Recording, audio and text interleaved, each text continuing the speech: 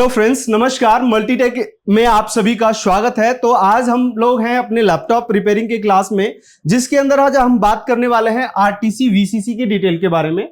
कि RTC VCC का detail के बारे में आज मैं आपको पूरे डिटेल में समझाने वाला हूं कि आरटीसी वीसीसी किस तरीके से हमारे बोर्ड में काम करता है और उससे रिलेटेड फॉल्ट क्या क्या हमें देखने को मिलता है और किस तरीके से ये काम करता है, वो सारी चीजें हम इस वीडियो में जानेंगे। और दोस्तों, अगर आपको भी लैपटॉप रिपेयरिंग कोर्स करना है तो ज्वाइन करें मल्टीटेक इंस्टीट्यूट को। जो हमारा इंस्टीट्यूट है वो Delhi Tilak Nagar metro station gate number 3 के बैक साइड में, जिसके अंदर हम आपको कराते हैं बेसिक से लेकर के एडवांस लेवल तक की आपको ट्रेनिंग देते हैं। जो हमारा कोर्स है और ऑनलाइन और ऑफलाइन दोनों ही अवेलेबल है। दोस्तों, अगर आज ही ज्वाइन करें मल्टीटेक इंस्टीट्यूट को, जो www.multitekinstitute.com। तो चलिए आज हम बात करते हैं रियल टाइम क्लॉक के बारे में, जो कि यह वोल्टेज जो होता है आपका आरटीसी का मदरबोर्ड के अंदर आरटीसी वीसीसी, यानी कि जो हमारे मदरबोर्ड के अंदर जो आरटीसी वीसीसी होता है उसके बारे में बात करने वाले। आरटीसी वीसीसी जो होता है, इसका मेन वर्क आरटीसी वीसीसी है ना, बोर्ड को कांस्टेंट पावर देने का काम करता है। यानी बोर्ड के ऊपर जो होता है कंटिन्यूअस पावर देने का काम करता है, यानी कि हमेशा बोर्ड में पावर देता ही रहता है हमारे बोर्ड में सीमोस बैटरी के द्वारा लेकर के। और इसमें जो है, इसके अंदर बात करेंगे तो दो टाइप है इसके अंदर। इन दोनों टाइप के बारे में हम बात करने वाले हैं।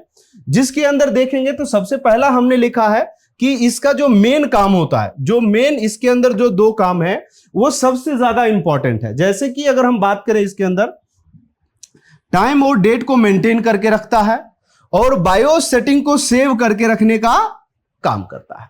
यानी कि बायोस सेटिंग में जो भी हम सेटिंग करते हैं उस सेटिंग को भी सेव करने में मदद करता है। और यहां पे टाइम और डेट से रिलेटेड अगर आपको फॉल्ट मिलता है तो भी आप इस सेक्शन के द्वारा आप इस कॉन्सेप्ट को क्लियर कर सकते हैं अपने। अब यहां से हम बात करते हैं और दूसरा नंबर आगे की अगर देखेंगे हम, यहां पे टाइम और डेट कैसे मेंटेन रहता है, तो हम सबसे पहले उसके बारे में जानते हैं कि हमारे बोर्ड में टाइम और डेट को मेंटेन कैसे करके रखता है और बायोस सेटिंग को होल्ड करके कैसे रखता है। तो देखिए, सबसे पहला यहां पे बात करें टाइम और डेट को मेंटेन, यानी कि जब लैपटॉप या पीसी की अगर हम बात करते हैं, यहां पे लैपटॉप हो या आपके पास डेस्कटॉप हो यानी पीसी हो, तो इसके अंदर क्या होता है कि यानी कि जब हम लैपटॉप को ऑफ कर देते हैं, जब हमारा लैपटॉप क्या हो जाता है, ऑफ हो जाता है, उस केस में क्या करता है, तब भी जो है आरटीसी वीसीसी की वजह से मदरबोर्ड पे टाइम और डेट अपडेट रहता है। यानी कि उस केस में क्या होता है कि सीमोस बैटरी के द्वारा जो पावर आती है, तो उसके द्वारा क्या होता है कि हमारे बोर्ड में टाइम और डेट जो दोनों है वो अपडेट रहता है। दूसरा नंबर अगर हम बात करें तो बायोस सेटिंग की, यानी मदरबोर्ड की सीमोस मेमोरी जो होता है ना, सेटअप, यहां पे बात करें सेटअप की और सेटिंग की, जैसे boot order, hardware configuration, password को होल्ड करके रखने का भी काम करता है।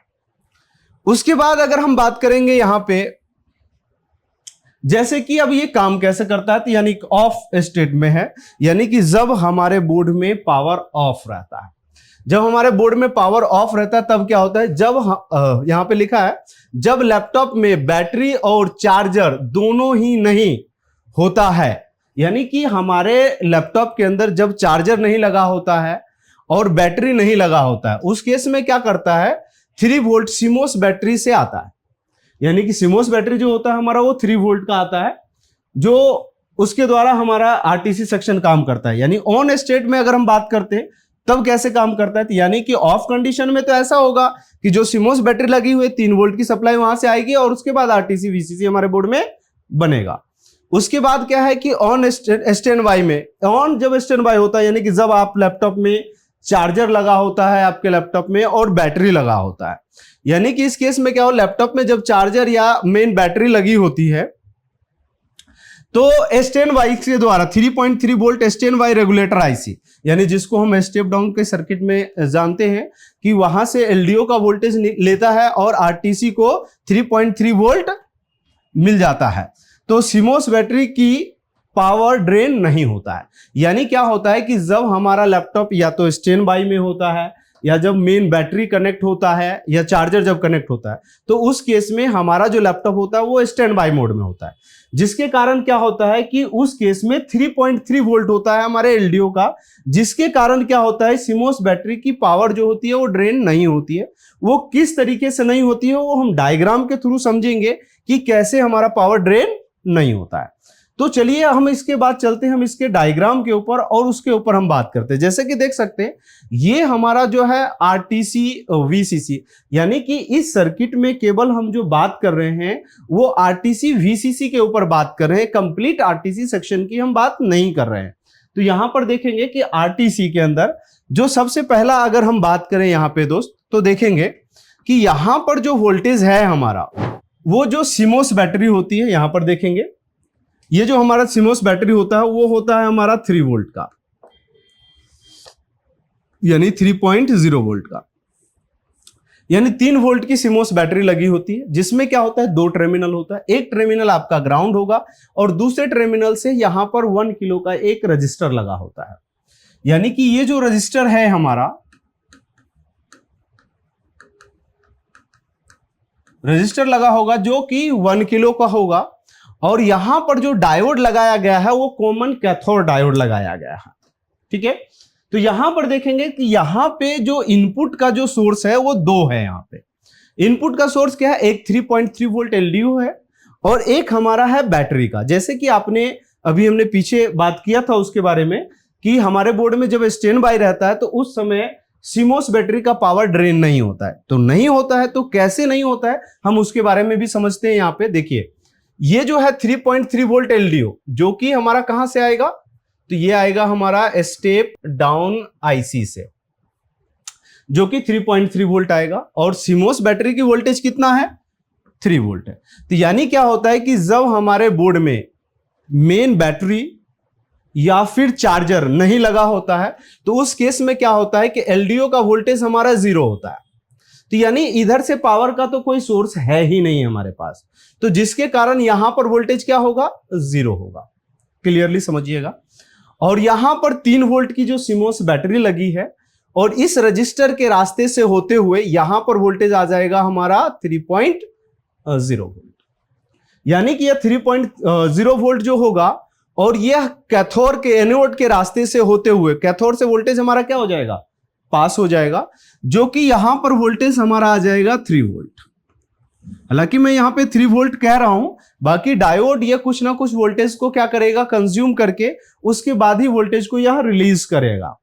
अब यहां पर जो वोल्टेज रिलीज होती है तो इस लाइन में क्या होगा कि एक कैपेसिटर लगे होंगे और इसी रास्ते से होते हुए, और हमारे जो मेन आज के टाइम पे जो एसओसी का चिप आता है उस चिप के अंदर यह एक वोल्टेज चला जाता है जिसका नाम होता है आरटीसी वीसीसी, और इस वोल्टेज को आते के साथ हमारे बोर्ड में जो एक आरटीसी का जो क्रिस्टल लगा होता है, यानी इसके अंदर जो आरटीसी क्लॉक का जो सर्किट होता है उस सर्किट को जाकर के स्टार्ट करता है और उसके बाद हमारे क्रिस्टल के ऊपर 32.768 किलोहर्ट्ज की एक फ्रीक्वेंसी बनाता है। अगर वो फ्रीक्वेंसी हमारे बोर्ड में अगर सीमोस बैटरी के द्वारा आएगा और ये वोल्टेज आएगा और सीमोस ये आरटीसी क्रिस्टल को हमारा ऑन करेगा, और जिसके ऊपर फ्रीक्वेंसी जो होगी आपको 32.768 किलोहर्ट्ज की फ्रीक्वेंसी होती है। अब यहां से बात करते हैं कि अगर हमारा सीमोस बैटरी ड्रेन हो जाता है तो जिसके कारण यहां पे पावर नहीं आती, जिससे क्या होता है कि हमारे सिस्टम में टाइम और डेट अपडेट नहीं रहता है। क्योंकि टाइम और डेट अपडेट रहने का रीजन हमने पीछे बारे में बात किया था कि इसका काम होता है टाइम और डेट को अपडेट करके रखता है। तो चलिए तो अब इसको समझते हैं कि टाइम और डेट को कैसे अपडेट करके रखता है। तो देखिए हमने अभी एक लाइन को समझा है, केवल आरटीसी वाले लाइन को, तो अभी मेन पावर हमारे बोर्ड में नहीं है, तो जिसके कारण क्या होता है कि सीमोस बैटरी के द्वारा जो पावर गई, यानी कि ये हमारे बोर्ड में जब तक सीमोस बैटरी चार्ज रहेगा तब तक यह वोल्टेज इसे क्या करेगा, सीपीयू को देता रहेगा। यानी मेन हमारा जो पीसीएच और सीपीयू जो कंबाइंड आज के टाइम में एसओसी आता है इसको पावर देता रहेगा, और क्रिस्टल हमारे बोर्ड में क्या होगा 24/7 हमेशा आपके बोर्ड में स्टार्ट रहता है, जिसके कारण टाइम डेट और बायोस सेटिंग को होल्ड करके रखता है। अगर आपके बोर्ड में टाइम और डेट बार बार रीसेट हो जा रहा है तो कहीं ना कहीं यानी कि आपके बोर्ड में जो ये सीमोस बैटरी है वो डिस्चार्ज हो चुका है, या कई बार ऐसा भी समस्या आता है प्रॉब्लम की, अगर हम बात करते हैं, अगर ये पावर आपका पूरी तरीके से बैटरी का ड्रेन हो जाता है, जैसे ही आप एडेप्टर लगाएंगे तो आपका लैपटॉप ऑटोमेटिकली क्या हो जाता है, पावर ऑन हो जाता है। दूसरा ऑप्शन यह होता है कि अगर ये CMOS बैटरी अगर डिस्चार्ज है, तो एक समस्या ऐसी भी आती है कुछ मॉडल के बोर्डों में कि आपका बोर्ड ऑन ही नहीं होगा, यानी डेड कंडीशन में रहेगा। CMOS बैटरी को निकाल करके फिर उसके बाद न्यू बैटरी लगाइए, आपका लैपटॉप क्या हो जाएगा, स्टार्ट हो जाएगा। इस तरीके से आपको देखने को मिल जाता है और टाइम और डेट को किस तरीके से अपडेट रखता है। उसके बाद हम बात करते हैं कि हमारा ऑन स्टेट में कैसे काम करता है। ऑफ स्टेट को हम समझ लिए कि यानी कि CMOS बैटरी के द्वारा पावर लेकर के यहां से काम करेगा। अब ऑन स्टेट में समझते हैं कि वो किस तरीके से काम करेगा। यानी कि जब हमारे लैपटॉप में अब मेन पावर, यानी कि अगर हम बात करते हैं चार्जर हमने लगा दिया या फिर मेन बैटरी लगा दी, तो उस केस में क्या होता है कि हमारे बोर्ड में LDO का वोल्टेज प्रेजेंट हो जाता है। यानी LDO जो वोल्टेज होता है हमारा वो 3.3 वोल्ट होता है। अब देखिए पावर कैसे ड्रेन नहीं होती है, जब मेन पावर आएगा तो हमारे CMOS की पावर क्यों ड्रेन नहीं होती है, तो उसके पीछे का रीजन है, देखिए CMOS बैटरी का वोल्टेज कितना है, 3.3 वोल्ट है, और हमारा जो ये वोल्टेज है LDO का वो हमारा वोल्टेज है 3.3 वोल्ट। यानी कि डायोड हमेशा उसी वोल्टेज को पास करता है, कॉमन कैथोड में हमेशा उसी वोल्टेज को पास करेगा जिसकी वोल्टेज का प्रेशर क्या रहेगा, हाई रहेगा। यानी इसमें 3.3 वोल्ट क्या है, हाई है। तो यानी कि यहां पे जो वोल्टेज होगा 3.1 हो जाएगा या फिर 2 हो जाएगा, बाकी कुछ ना कुछ वोल्टेज को यह कंज्यूम करेगा, जिसके कारण क्या होगा कि RTC VCC जो अब आएगी वो LDO के रास्ते से होते हुए और इस डायोड से होते हुए चला जाता है और हमारे बोर्ड में यह क्रिस्टल को ऑन करके रखेगा हमेशा, जिसके कारण हमारे बोर्ड में टाइम और डेट क्या रहेगा, हमेशा अपडेट रहेगा। और उसके बाद अगर हम बात करें इसके अंदर कि अगर बात करेंगे RTC VCC को कि शॉर्टकट में कैसे कंफर्म कर सकते हैं, तो बहुत सिंपल है। यहाँ पे अगर RTC VCC को अगर शॉर्टकट में आपको कंफर्म करना है, यानी इसकी टेस्टिंग करना है, तो वो कैसे कर सकते हैं, तो डायरेक्टली आप यहाँ पे जो हमारा यह क्रिस्टल है 32.768 किलोहर्ट्ज की, यहां पर आप फ्रीक्वेंसी चेक कर सकते हैं कि इसकी जो फ्रीक्वेंसी है वो क्या होनी चाहिए। तो फ्रीक्वेंसी होनी चाहिए 32.768 किलोहर्ट्ज की, और यहाँ पे एक लाइन इनपुट का होगा और एक लाइन आपका क्या होगा, आउटपुट का होगा। इनपुट का लाइन कैसा होता है, देखिए इस तरीके से इसकी सिग्नल बनती है, जैसे कि मैं आपको यहाँ पे थोड़ा सा बना के समझाता हूं। यानी कुछ इस तरीके से होगी, यानी टेढ़ी मेढ़ी लाइन होगी इसकी।